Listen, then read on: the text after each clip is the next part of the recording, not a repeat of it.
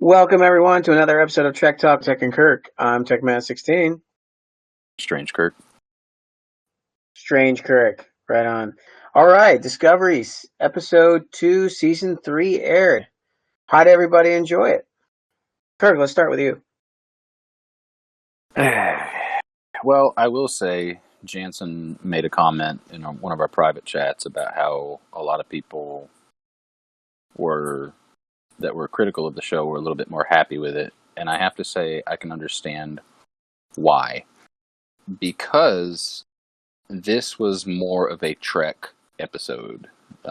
It wasn't stormtroopers missing from 5 feet away and crazy gunfights. It was really more of a Trek episode. I mean, you had this spoiler alert. You had this ice that was creeping up, and if you don't get out of the ice by a certain time, then it'll crush your ship.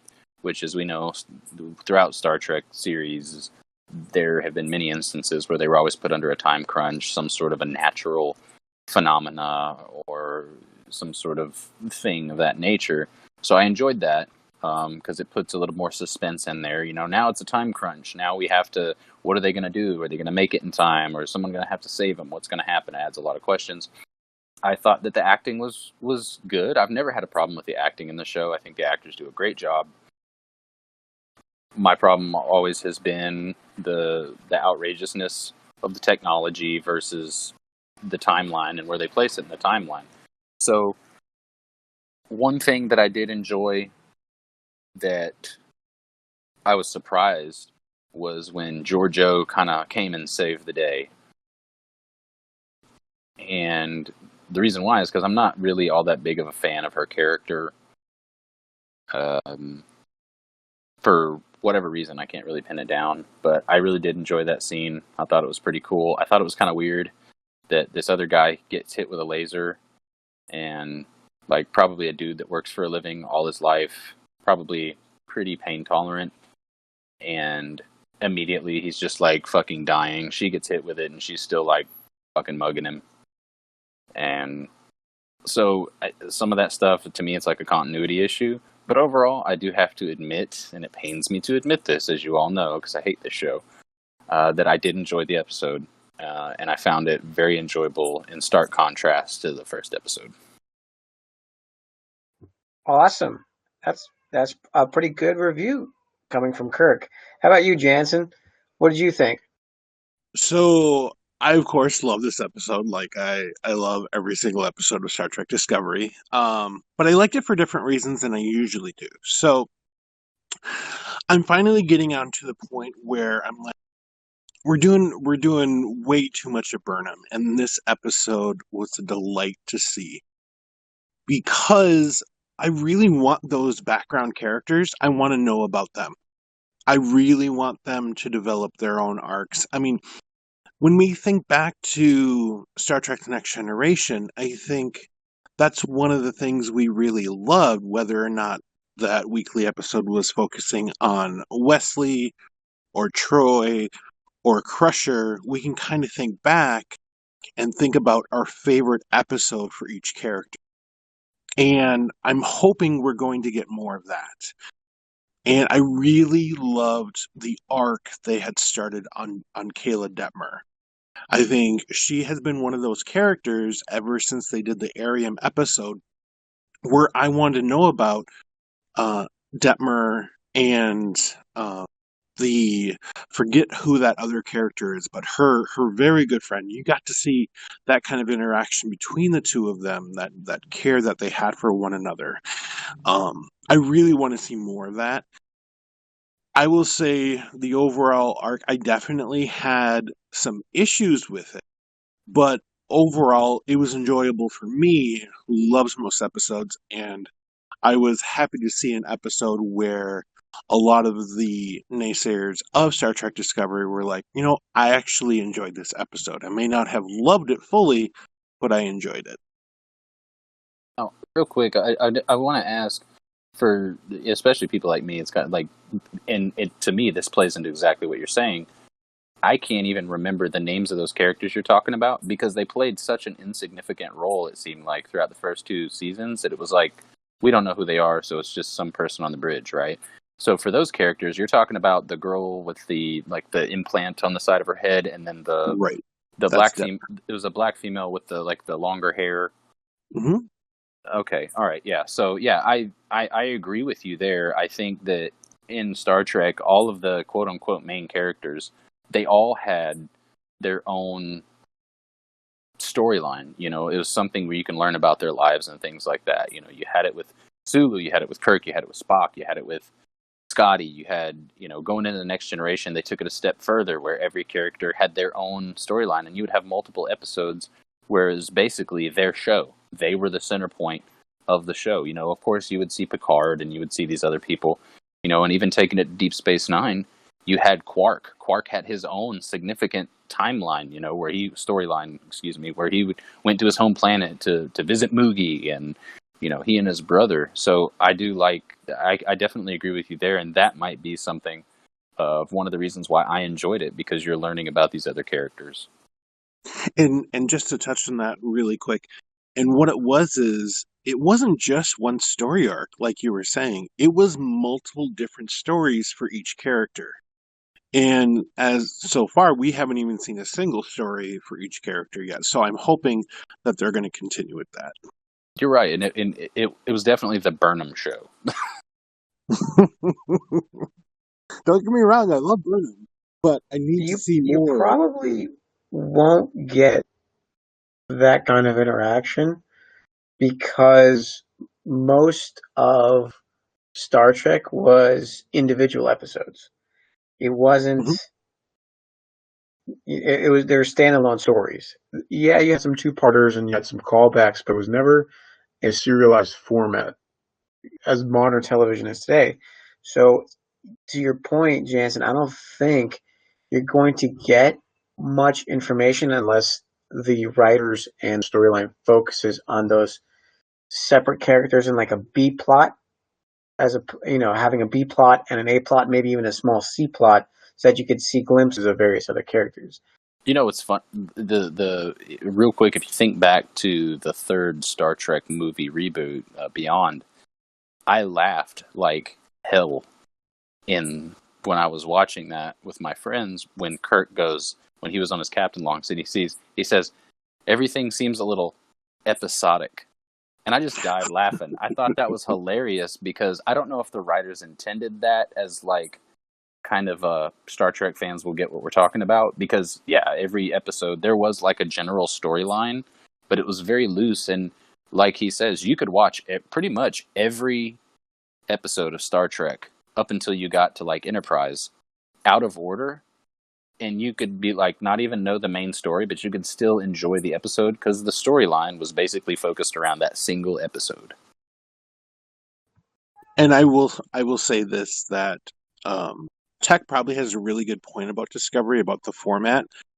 One place we will probably see a lot of this coming up is in Star Trek Strange New Worlds, which is going to be done episodically. A throwback with Captain Janeway.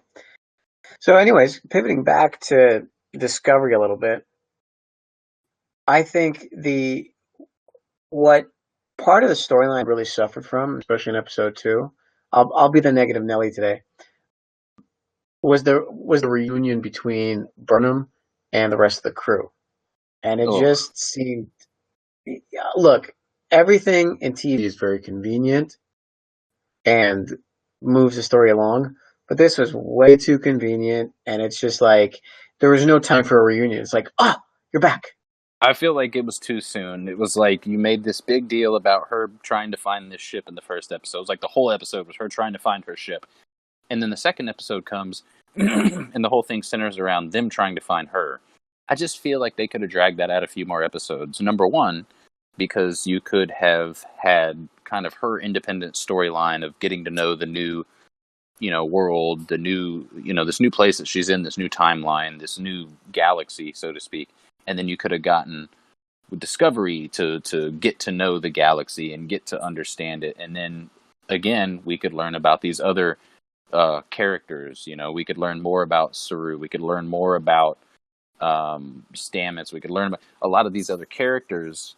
I think it would have given more time, but exactly what you're saying. It was too convenient, in my opinion, and it was way too soon. It was like, hey guys, I've been waiting a whole year. Oh, you're here. Boom, sets, now we can do this convenient thing. Everybody's back together, and now we can get on with the show. I just think they could have drug it out a little bit longer, and I think it would have made the story a little bit better. But again, I'll reserve some judgment for the next episode, and let's see how they do it. And for me, see, I've heard this from a couple other people. I'm glad it was a 1-episode Burnham, 1-episode crew. They got back together because I did not want to have to suffer through another Burnham and Book episode. Fair point.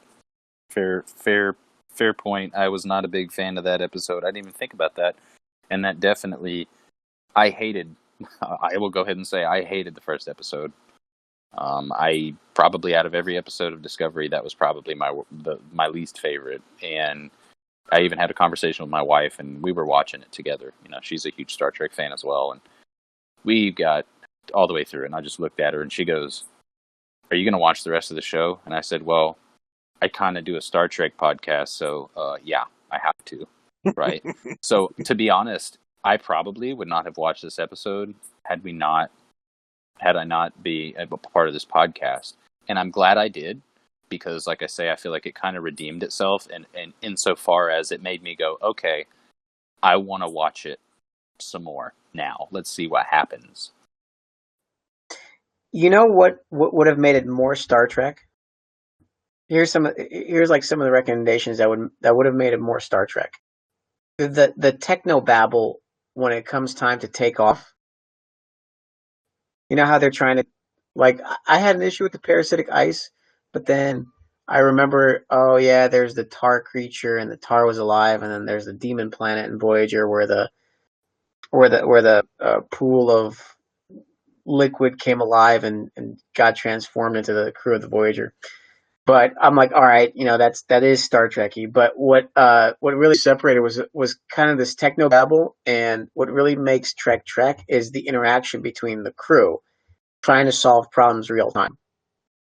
And I think Discovery is missing a lot of that, because it seems that in Discovery everybody knows what they're doing at any one point in time. It's like everybody's so locked in everything that they know how to do that there's no issue. There's like, no, okay. It's like, what do we do? Options. Like we can repolarize the hull in order to emit an anti-gravity beam so that we can try and lift off with anti-grav. It's like, and then somebody else would say, but no, that'll cause a shear stress, and somebody else, but we don't have a choice. We got to do it now. You guys know what I'm talking about? Yep. Yeah. So there wasn't any of that. It was just like, lift off, go lift, and then all of a sudden tractor beam. And there is a point that I want to make when we talk about the ending, a very solid point that hit me, but I'll save it for when we get to the end of the episode. Oh, I have a bone to pick toward I'm going to go ahead and say it now, because it has to do with what Tech was saying. My thing is the guy looks up and goes, "There's an enemy ship right above us." Here's the thing, dude. You just got here. How the fuck do you know it's an enemy ship? Pro tip, you don't, right? So it's just little things like that are kind of what gets me. And I think maybe most Star Trek fans it would kind of upset. Just like back in the very first, when they were doing the very first reboot, when they were doing the Kobayashi Maru, and he goes, "Klingon warbirds have decloaked." I was like, what? What are you talking about? You mean birds of prey? Because that's what those are. So those little things like that are kind of what makes me go, you know what? You kind of deserve a smack, whoever wrote this. And whoever is a consultant for this deserves a smack for overlooking it. So coming back to I'm going to nitpick on some things, because I feel like there's some details that may have been lost in translation. The race that they encountered at that bar that they owned, it looked like part Orion, part book, I guess, because they had those signs on the top of their head. I didn't get the whole thing with the guns. Like, the guns from the human, like the guy was shooting, that new race of alien that was helping the Discovery crew, and it took him like 20 seconds to like die. It was as if he was being electrocuted. But during the fight scene with Georgiou, it's like one shot and boom, they're dead. Well, I will say that there was a point in that episode where I saw him manipulating the side of the gun, so maybe there's a setting. That's what I took from it. Was there a stun setting and a kill setting, and that's why he killed that person. But I loved what he was doing with Georgiou, because I felt like she was saying to him, "I'm a fucking Terran. Do your worst." Because she is one of my favorite characters, and you somebody was talking about what he was doing to her versus another person. I have a very good suspicion her pain tolerance is non-existent. If you think about fighting her way to become emperor of the Terran Empire, she would have to spend a lot of time in those posts and being tortured. So I'm pretty sure she can take a lot of pain. I do like her character in that aspect, although at some point, like, why are you still taking orders from Saru if you're going to be that confrontational about it to find Burnham? I feel like there's probably we'll discover later on that there's some sort of an ulterior motive, because she's not trustworthy, right? Like, we know that she's like the kind of the devil is what, you know what I mean? They're kind of going with that, so I feel like that might come into play a little bit later. If you've seen her interactions with Burnham, if you looked at her face when Burnham came on the screen, she's taken to Burnham. She may fight with her and say she doesn't love her. She adores Burnham, which is why she follows the Discovery crew and protects them wherever they go, because of her emotion connection to Burnham. So, all right. Yeah, I can see that. What about Saru's ganglia projectiles? That came out of nowhere. That was new. Well, that was he used evolution that before in season 2. Yeah. Did he? Yeah, Yep. that was the episode where they were on his home planet, and I can't remember the names of them, the ones that were keeping him captive. They were basically, come to find out, they were once the Ba'ul were once basically the hunted ones, and they were, as long as they kept they kept killing these people before they kind of went through their evolution. Kelpians. The Kelpians, before they went through evolution, then it kind of kept them kind of timid and so forth, and that's what they were afraid of. And then we saw the kind of the evolution where his ganglia, it's like, well, it's my time to die. And then really it was just basically him turning into the hunter. Okay. All right. I mean, that's kind of cool. He also possesses what seems to be superhuman strength, so he could probably go toe-to-toe with Georgiou if the situation called for it. Yeah. I mean, I'm sure most of the other races are stronger than humans. Klingons are, Romulans are, Vulcans are, Jem'Hadar are, of course. You never know that. I mean, if you go back and watch any kind of Jem'Hadar fight against Cisco, it's like Cisco kills like 50 of them. So you'd never know that. But then you watch them with, Klingons, and they're like beating the shit out of Klingons. Right, yeah. And then Klingons are supposedly this warrior race, right? So right, so there's definitely some inconsistencies there. Okay. Next thing I want to nitpick on is how about that cameo from Linus, the lizard face dude? The Thorian. Is he a Thorian? He's a Saurian, yeah. I love that character a lot. Because he's like, what is your visual range? 74,000 nanometers. Yeah.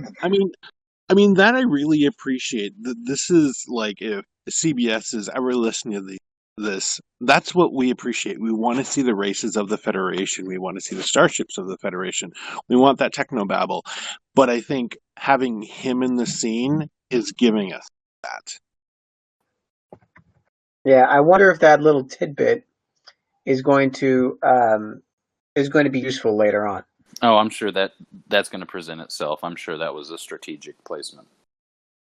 All right. Yeah. Well, I hope they use it because otherwise, it's kind of like Shargov's gun, or it's just like, oh, it's just there.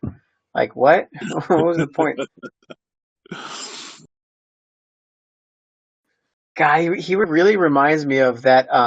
In the Orville, the bulb character played by Mike Henry, who's in the elevator all the time. He's just like, hey, what's going on? That's just what he reminds me of. What do you guys think of Tilly in this episode? Hey, James. Do you want the Tilly fan to go first? Yeah, let's let the Tilly fan go first. I mean, I absolutely love Tilly in every single scene I see her in. I can't see her in enough of the scenes.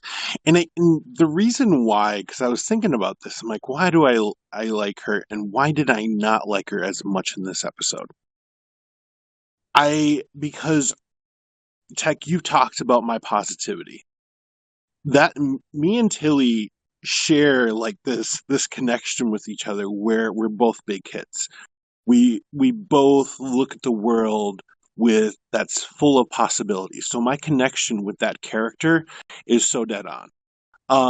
However, what I've seen in this episode is growth, or at least a sign of growth, of when she was taking that walk with Saru. Now, while I wish that scene would have involved the dynamic of 3 characters, I think it was a little dry for 2 characters. I absolutely loved seeing Tilly in here and her awkwardness, because I think so many fans can identify with that. But, at the same time, she can do no wrong in my eyes, so. The one thing I'll say about Tilly, I like her character because she's a very bubbly, positive person. She's kind of a mix between the comic relief, the optimism, and kind of the embodiment of what the ideal human being would be, right? She can get things done. She shows emotion. We're emotional people. She's very socially awkward in certain situations where she doesn't know what's going on, which 99.99% of humans are when they're thrust into a situation that they weren't prepared for. That being said, I will say that the reason I don't like her character, one reason I don't, is because when I look at the Federation it's very regimented. They're very accepting, of course, right? But they're very regimented, and we can see, in the academy with the physical fitness and things like that. And to me, if you're looking at it, full disclosure, I'm a personal trainer and a bodybuilding coach. So when I look at it from a fitness standpoint, I'm looking at somebody like that and I'm like, how is somebody like that passing the minimum fitness requirements, which are there? And again, it's nothing against body shaming or anything like that. I'm just looking at it through the views of, if I'm in the administration seat of the Federation and I have an applicant, very smart and so forth, but then this applicant comes to me and they're winded, they can't run, they can't do the physical fitness. To me, it's kind of like, well, what transpired where she was able to get to that point? Because even if I'm not mistaken, and Jansen, I'm sure you would know it better than me, because obviously I'm not a big Discovery fan, but there was actually a point where she was running in the Discovery in season 1 or 2, and she was having a difficult time with the physical fitness. And that's kind of where that comes from me. So again, it's nothing personal against any person, whatever, look however you want to look. That's not what I'm saying. I'm saying, think about it from an administrative standpoint. When I did public service, you see there's a minimum physical fitness requirement for a reason, for dangerous situations, for whatever the case may be. So when I look at it, it's kind of like an oddity to me. I like her character. I like what she brings to the show. I like that aspect of it. That's my only thing, and it seems like it's a big hang-up for me, and it may be trivial to some people. But again, my job is in the physical fitness industry. So I guess that's kind of the thing that I would hone in on, And it's kind of like, how, was there like a waiver or something? So, but in this episode, I think her character did a great job, because she was definitely thrust into a situation that was like, Saru was like, on my mark, jump behind the counter, right? Because she's obviously not like a fighter. She's there for the intellectual aspect. So, but I do like the acting. I think the actress that plays her does a great job, and I do like the character overall. So I really like the way it's. I don't know if it's the writers or the actress, but it's the unintended comedy that she brings. Like I said, it's almost like part comic relief, right? Yeah, exactly. Because Data had that being an android, where he wouldn't understand human emotion, so he'd be like, "Oh, what the hell is going on?" But with Tilly, it's kind of this whole. It's like, okay, we're Starfleet. Maybe you could like pull down your guns or tell us your name or something. And I thought that was a hilarious scene, even though it was Oh yeah, supposed to be tense, but interjected comedy into a very tense situation, almost very Trek like, to have the viewer not be so tense on the edge of their seat. Well, at the same time, it was I think she does give a very good first impression when you meet somebody, because then if you're making first contact, you don't necessarily want to offend anybody by appearing too smart or too rigid or anything. So I think she brings that element into play, because with the exception of maybe Detmer, who seems to be suffering from PTSD, every character is pretty much stoic. Although Jet Reno does do the dry humor bit where oh, that's the that's the one they saved from that crash ship, and she's now one of the engineers. Yeah. right, yeah. Yeah, that character is probably my favorite character in the whole show. That is somebody that people like that, I try to make my friends. It's like I try to force them to be my friend. I love being around people like that. And that was brilliant casting on the part of Star Trek for casting a long-standing stand-up comic into this role, and that actress has definitely tried to do some acting, but I think this is the first role where she is definitely getting a lot of attention with. But she's fantastic. I love her in every single scene because of that dry humor.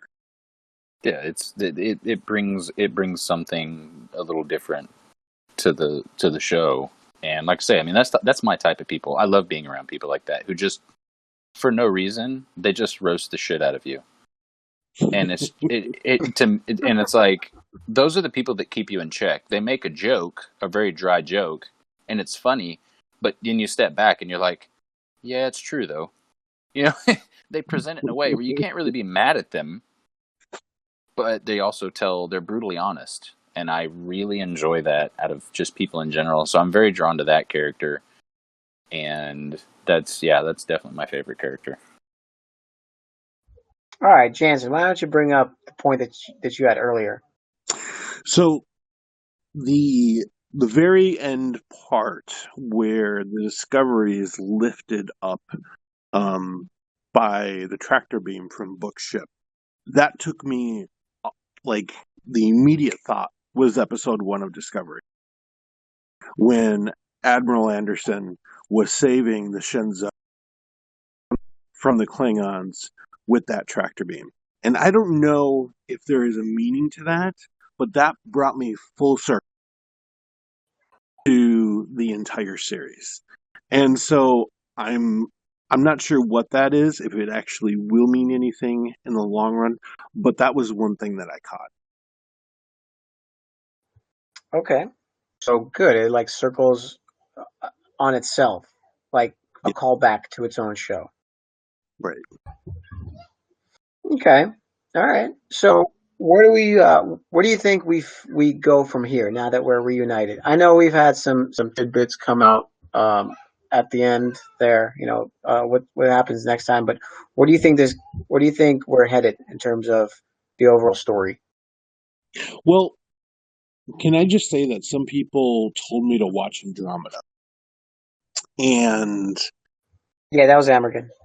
yeah, if you haven't watched Andromeda, try to power through a couple of episodes because it's real bad.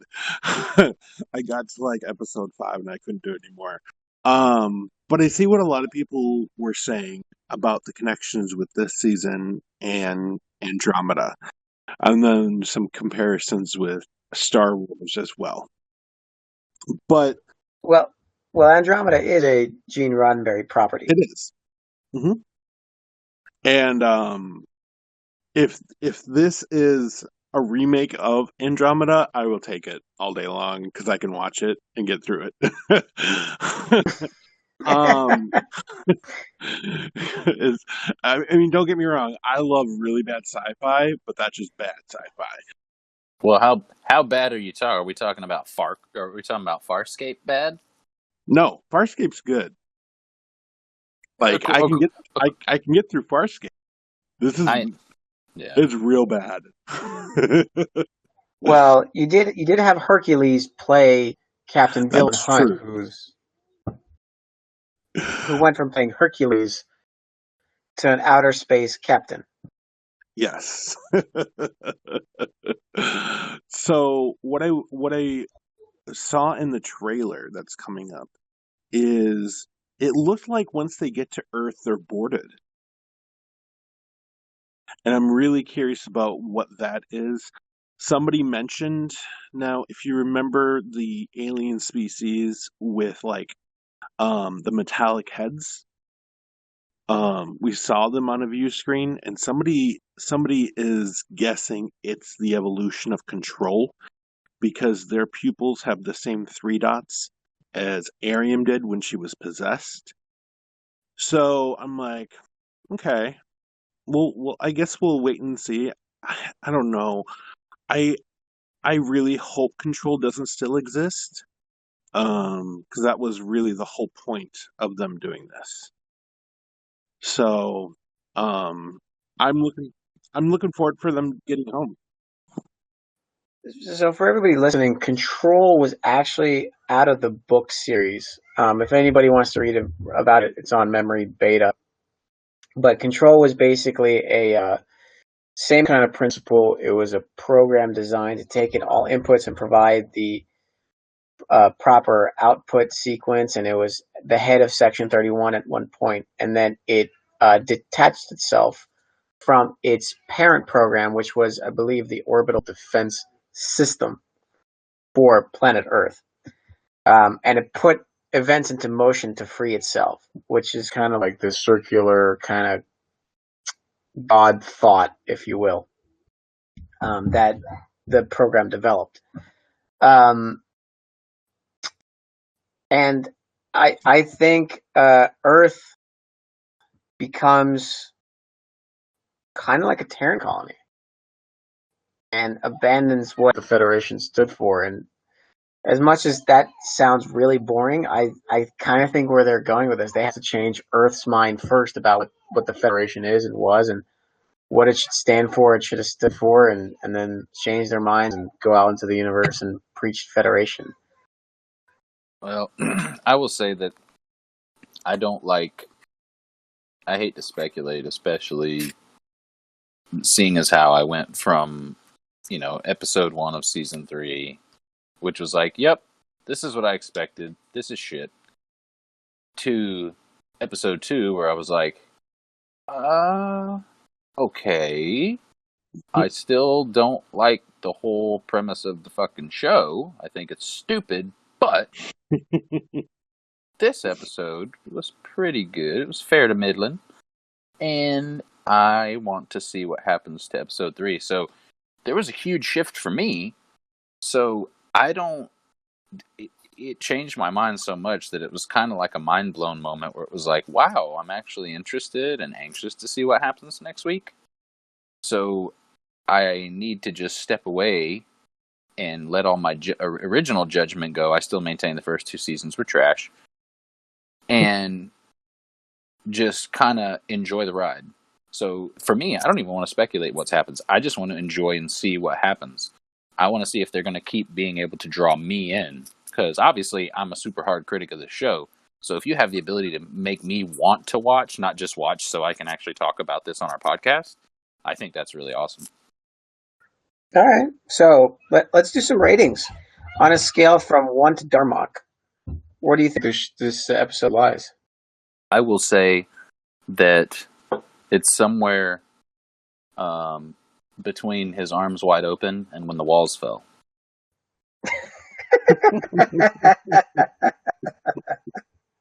Anyway, if it on a scale from 1 to 10, I hate to put a number on it because there's so many aspects where I would give it a 1, and there's so many aspects where I'd give it a 10. So I will say overall thumbs up. On a scale of 1 to 10, you give a thumbs. There you go. If you get a thumbs up on any Discovery episode from the Kirkmeister, it's golden. Take it to the bank.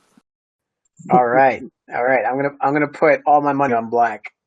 Jansen, what do you say? I would give it an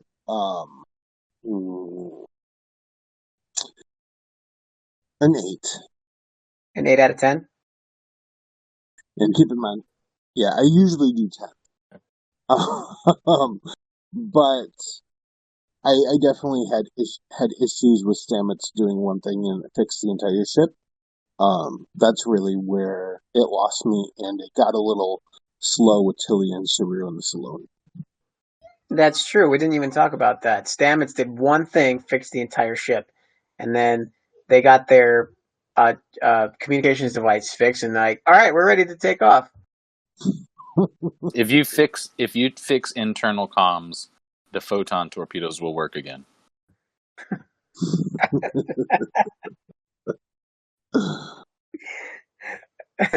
I'd give it a quarter Darmok. I understand. For those of you that are listening, they're like, "What the hell is going on?" Darmok was probably considered one of the best episodes of Star Trek: The Next Generation. So go rewatch it. It had everything. It had trying to learn a new alien language. It had two people on a planet trying to work together to fight a common enemy. It had a space battle. It had technobabble. It had everything that you ever want in a self-contained episode, and it ended on a really good note. That was actually a really good episode. Yeah, it was. All right, season 3, episode 3 coming your way next Thursday. So we're gonna watch it and we're gonna review it. And don't forget to listen. Maybe subscribe if you like. We don't expect you to, but have a listen, enjoy it. This has been Trek Talk with Tech and Kirk. I'm TechMan16. And Kirk's still the best captain. We'll see you guys next time.